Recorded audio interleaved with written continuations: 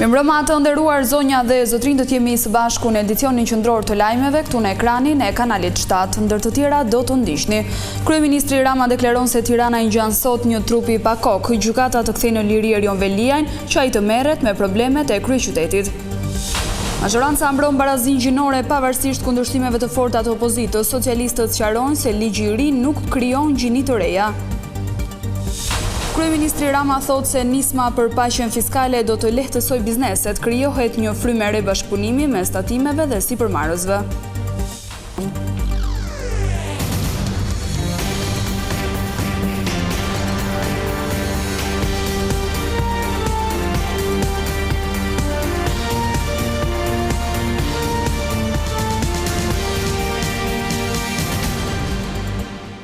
Vjojmë të njihemi më gjërësisht me zhvillimet kryesore të ditës.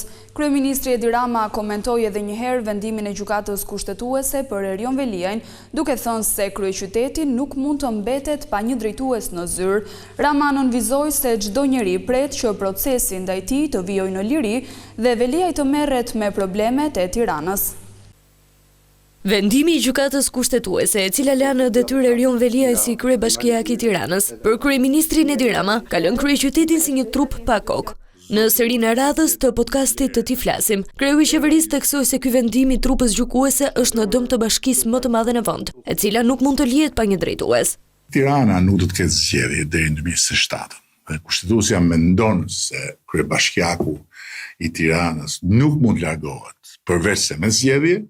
Atëherë këtu jemi përballë një disproporcionit të dyfisht, disproporcionit të mbajtjes tij në qeli në dëm të lirive dhe drejtave kushtetuese të tij si person dhe si zgjedhur për të drejtuar qytetin. Për Ramën, e vetmja zgjidhje për kryeqytetin do të ishte nëse Veliaj do të gjykohej në gjendje të lirë, në mënyrë që të vijonte detyrën, e cila ju la nga kushtetuesja.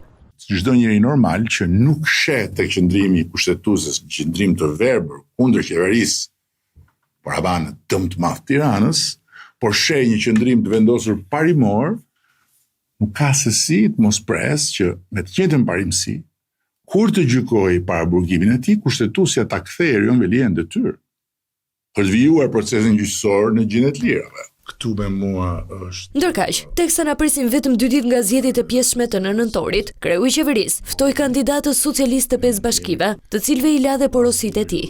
Duhet kryetarët e atë bashkive të jenë shumë vëmendshëm që ta ndajnë në dysh trurin qytet dhe fshat, dhe jo ta anojnë gjatë gjithë kohës nga qyteti. Madje bën një parashikim të rezultatit që presin të dielën. Një parashikim sa përqind do marrësh ti? Unë shpresoj që të marrë 80% të votave. 80% do të thosh? Po rreth 83% besoj. 83, as 2, as 4. 83 se. Ta shikojmë, po ti sa do marrësh? Unë po të regojmë pak më konservativ, 75. 75%. Po ti sa do marrësh? 65. Tisha në orientat më të janë të marrë do të thosha 51%. Po ti sa do marrësh? Thash që do ta mullim gjithsesi te Pelevori atë, por qëndroj 70+1. Në nëntor, qytetarët e Vlorës, Beratit, Matit, Tepelinës dhe Cerrikut do t'i drejtojnë kutive të votimit për të zgjedhur kryetarin e ri të bashkisë, përballë kandidatëve të pavarur që mbështeten nga opozita. Erion Veliaj në reagimin e tij të parë për vendimin e gjykatës kushtetuese që i dha të drejtë për qëndrimin në detyrë, thotë se ky është një vendim për votën e lirë dhe që vërteton sipas tij se pushteti buron vetëm nga populli. Vendimi i gjykatës kushtetuese nuk ishte një vendim për të më kthyer mandatin mua, por për t'u kthyer atyre që ju preket, popullit të Tiranës. Gjykata kushtetuese rivendosi jo thjesht një mandat, por dinjitetin e ligjit dhe besimin se shteti ka ende busull. E drejta mund të vënoj, por nuk harron, thot ai në reagimin e tij në rrjetet sociale. Më 3 nëntor 2025, gjykata kushtetuese rrëzoi vendimin e qeverisë për shkarkimin e Erion Veliajt nga posti i kryebashkiakut të Tiranës, duke anuluar po ashtu edhe dekretin e presidentit Bajram Begaj për zhvillimin e zgjedhjeve në Tiranë të dielën më 9 nëntor. Veliaj ndërkohë thotë se do të vijojë të kërkojë pa u ndalur mospengimin në ushtrimin e mandatit. Mazhoranca mbron ligjin e barazisë gjinore pavarësisht kundërshtimeve të forta të opozitës.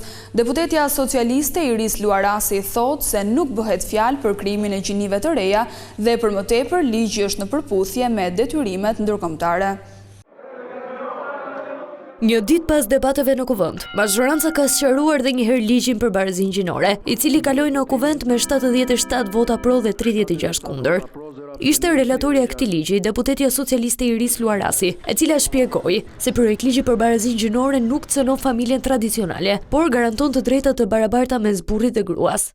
Nuk krijon kursesi asnjë gjini të re, vetëm synon që të garantoj barazin reale midis burrave dhe grave. Koncepti tjetër, për cilin u fol, që është koncepti i përkatësisë së shumëfisht dhe që referohet në ligj, nënkupton diskriminimin e shtuar që mund të përjetohet për shkak të moshës, origjinës etnike, vendbanimit rural, aftësive të kufizuara apo statusit social-ekonomik.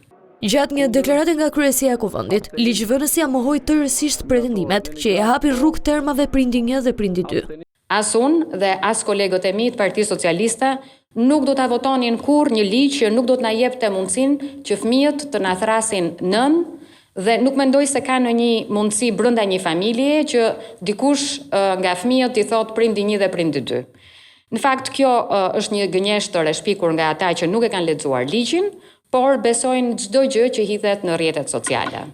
Mazhoranca theksoi se ky ligj është në përputhje me detyrimet kushtetuese dhe ndërkombëtare. Ai nuk imponon ideologji të huaja, por zbaton vlera universale të drejtave të njerëzit, që Shqipëria tashmë i ka nënshkruar. Partia Demokratike ka vendosur të rikthejë foltoren për të komunikuar me qytetarët. Lideri i opozitës Sali Berisha shpjegoi se aksioni do të përqendrohet përpara kryeministrisë, ku deputetët do të vijojnë denoncimet ndaj qeverisë. Kryetari i Partisë Demokratike Sali Berisha lajmëroi nisjen e një foltoreje para kryeministrisë, si kundër përgjigje ndaj vendimit të mazhorancës një ditë më parë për të ndërprerë diskutimet në parlament e për të kaluar direkt në votim. Berisha në një konferencë me gazetarët vuri në dukje se prej fillimit të kësaj legjislature, Partia Socialiste ka lejuar diskutimet vetëm në një seancë, ndaj opozita do të krijojë një hapësirë të re komunikimi me qytetarët. Do i sugjeroj grupit parlamentar dhe partisë që opozita të hap platformën parlamentare para ndërtesës së Këshillit të Ministrave dhe aty deputetët e opozitës, qytetarët të paraqesin në fjalët e tyre, në fjalimet e tyre, të gjitha mendimet, propozimet, denoncimet. Berisha sqaroi se kjo strategji nuk do të thotë bojkot, pasi opozita do të vazhdojë betejën në parlament. Kjo nuk do thotë bojkot i parlamentit.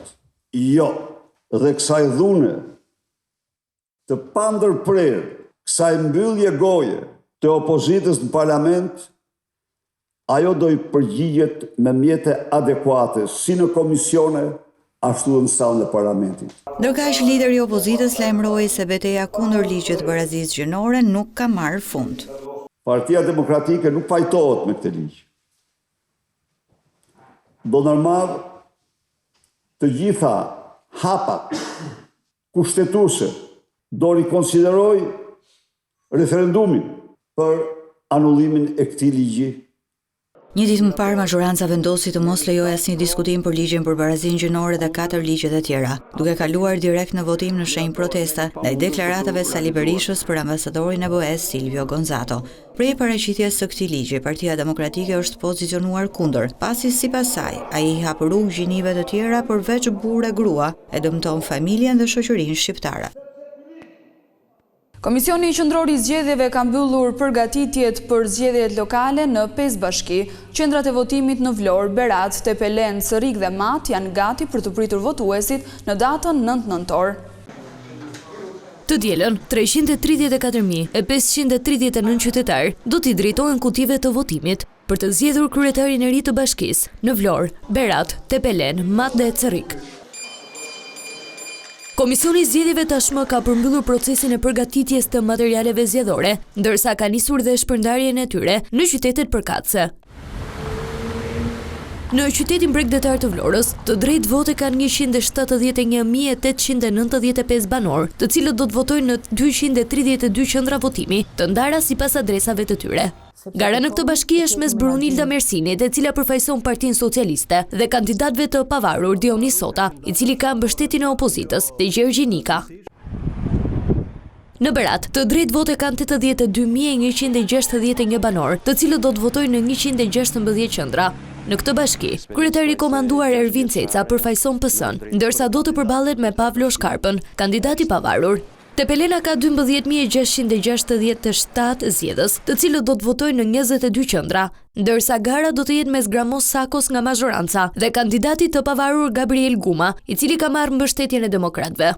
Në bashkinë e Matit janë 29.092 banor, të cilët do t'i drejtohen 47 qendrave të votimit. Gara në qytetin Verior zhvillohen mes 3 kandidatëve. Altin Bojni do të jetë kandidati socialist, ndërsa një tjetër socialiste ka sfiduar propozimin e Ramës, duke shpallur kandidaturën e pavarur, ish kryetaria e gruas në Partinë Socialiste në lokale, Suzana Pasha. Ndërkohë që PD dhe opozita mbështet kandidaturën e pavarur të Eduard Brahilikës. Sipas të dhënave nga KQZ, në bashkinë Cerrik janë 38.724 qytetarë me të drejtë vote, ndërsa qendra votimi do të jenë plot 57. Edhe këtu do të jenë 3 garues. Florenc Doka i PS do të kandidojë përballë kandidatit të pavarur Amarildo Hoxha, për të cilën ka deklaruar mbështetjen dhe PD-ja e Berishës. Në këtë bashki do të ketë një kandidat të tretë në logon e partisë Lëvizja Shqipëria Bëhet, është Eligert Hima. E premtja shënon ditën e fundit të fushatës, ndërsa e shtuna do të jetë heshtje zgjedhore. Duke nisur nga kjo e premte, 5 drejtoritë vendore të policisë ku pritet të zhvillohen zgjedhjet e pjesëshme lokale do të jenë në gatishmëri të plot deri në përfundim të numërimit të votave. Policia ka marrë në ruajtje 9 objekte zgjedhore ku janë vendosur komisionet e KZAZ-ve dhe të shtunën do të marrë në ruajtje 473 objekte që do të shërbejnë si qendra votimi. Në total janë mbi 600 efektiv të angazhuar për mbajtjen e procesit zgjedhor, ndërsa të dielën me dorëzimin në mëngjes të objekteve që shërbejnë si qendra votimi, punojësit e policisë do të tërhiqen në vend grumbullimet e përcaktuara dhe do të rikthehen për të bërë shoqërimin e materialeve zgjedhore në drejtim të KZAZ-ve në orën 19.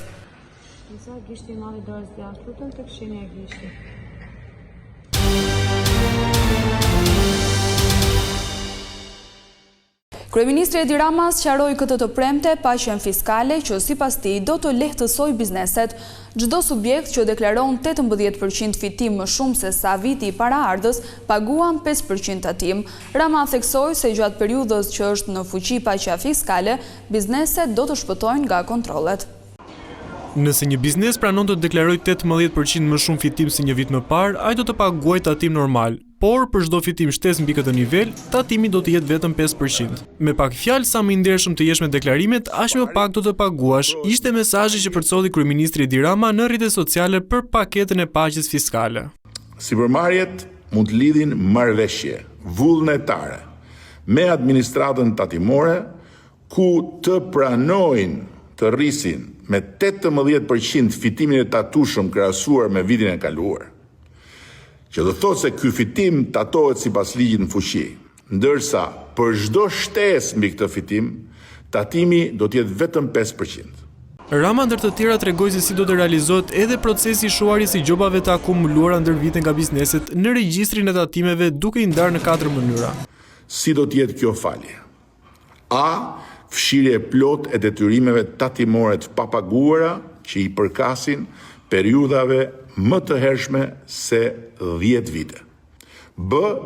Fshirje 50% e detyrimeve për periudat 5 deri në 10 vite, nëse shuma e mbetur paguhet një herësh brenda një afati të përcaktuar, së bashku me fshirjen e gjobave dhe të interesa. C. Fshirje 25% e detyrimeve për të njëjtën periudhë, 5 deri në 10 vite, nëse shumat paguhen me këste brenda një viti. D. Fshirje e gjobave dhe e kamatvonesave për periudat 1 deri në 5 vite, me kusht që të paguhet i plot tatimi, tarifa ose kontributi i të njëjtës periudhë. Kryeministri gjithashtu nënvizoi se për aq kohë sa paqja fiskale do të jetë në fuqi, bizneset nuk do t'i nënshtrohen kontrolleve tatimore që lidhen me tatimin mbi fitimin. Një tjetër pjesëtar i grupeve kriminale të trafikut të lëndëve narkotike është ekstraduar nga Italia në Shqipëri, si rezultati i bashkëpunimit ndërmjet specialistëve të drejtorisë së Interpolit me homologët e Interpol Romës, u finalizua procedura për ekstradimin nga vendi fqinj një 39 vjeçari të shpallur në kërkim ndërkombëtar Emri Hysenaj. Në muajin prill 2025, gjykata e posaçme i ka caktuar atij masën e sigurisë arrest në burg për veprën penale trafikimi lëndëve narkotike kryer në kuadër të grupit të strukturuar kriminal. 39 vjeçari akuzohet se gjatë vitit 2021 ka trafikuar lëndë narkotike nga Shqipëria në disa shtetet e Europës për llogari të grupit kriminal të Ervis Doçit, i njohur ndryshe si Visi i Pojës. Sipërmarrës në fushën e teknologjisë, krijues të rinj dhe ekspert nga Shqipëria dhe vende të tjera morën pjesë në konferencën All Web 2025 në Tiranë. Me mbështetjen e Fondacionit Mane, ata diskutuan zhvillimet e fundit në botën digjitale dhe sfidat e saj. Tirana u shndërrua për një ditë në qendrën e energjisë digjitale dhe ideve të reja, fal konferencës All Web 2025. Ngjarjes që bën bashk inovator, krijues, sipërmarrës dhe ekspert të teknologjisë nga rajoni dhe mëgjer.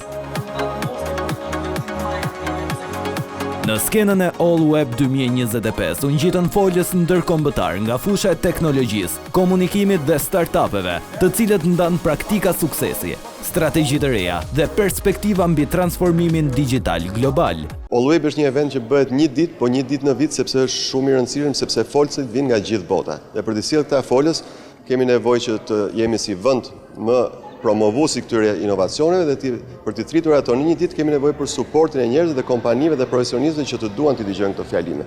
Kështu është diçka që vërtet ne na konsumon shumë kohë, por ama është diçka aq e bukur dhe bëjmë me pasion sepse transmetojmë vlerë. Dhe kjo vlerë përkthehet në projekte shumë të rëndësishme që çdo biznes arrin të zbatojë në iniciativat e tyre. Fondacioni Mane ishte një nga mbështetësit kryesor të konferencës, duke konfirmuar edhe një herë rolin e tij si promotori i inovacionit, edukimit dhe zhvillimit të qëndrueshëm në Shqipëri. Fondacioni Mane vjen në All Web si një mbështetës i ideve të reja, nga çdo grup që vinë dhe në çdo fushë që ato mund të aplikohen. Gjatë vitit, bashkë me themeluesin Samir Mane, kemi zhvilluar disa programe ku të rinjt kanë dhënë zgjidhje aktuale për tema si inovacioni, qëndrueshmëria, krijimi apo dhe edukimi financiar. All Web është një rast shumë i mirë si konferencë rajonale që është për të gjetur talente të reja, ide të reja dhe pse jo projekte që mund të zbatohen në të ardhmen. All Web 2025 solli këtë vit ide, përvoja dhe vizione që frymëzuan bashkëpunimin dhe zhvillimin në fushat e teknologjisë, komunikimit dhe inovacionit. Ngjarja u shndërrua në një hapësirë reflektimi mbi të ardhmen digjitale, ku Fondacioni Mane dhe All Web krijuan një sinergji për të nxitur mendimin ndryshe dhe për të ndërtuar së bashku një të ardhme më të zgjuar, digjitale dhe të qëndrueshme. Kjo ishte gjithçka e përgatitur për këtë edicion informativ. Unë ju falenderoj për vëmendjen. Bashkë mirupafshim.